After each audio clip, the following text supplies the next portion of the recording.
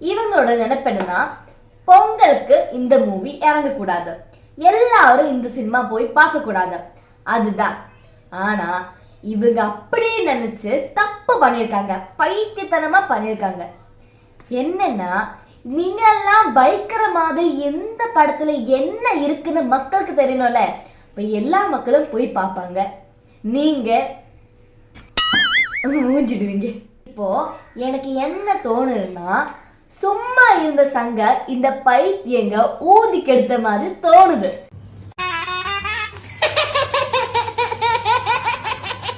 இப்போ இவங்க எல்லாம் நம்மளோட விஜய் அண்ணாக்கு கெடுதல் செய்யணும்னு சொல்லி ஒன்னொன்னா பண்ணும்போ அதெல்லாம் விஜய் அண்ணா கழுத்துல பூமலையாதான் போவிடுது. இந்த பைத்தியங்க பேசாம இருந்தா ஏதாவது இந்த இந்த மூவி வந்து அது ஒரு ஹிட் கொடுத்துட்டா அப்படியே போகும்.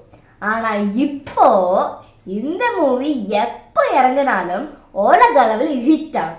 இதெல்லாம் பார்த்தாலும் நமக்கு தெரியும் இது ஹிட் ஆக போற படம் தானே. அதனால தானே இவங்க பயந்து இந்த மூவி இறக்காம இருக்காங்க. நினைச்சு பாருங்க. ஓகே டாட்டா, எனக்கு இவ்வளவுதான் சொல்ல இருக்கு. Okay bye.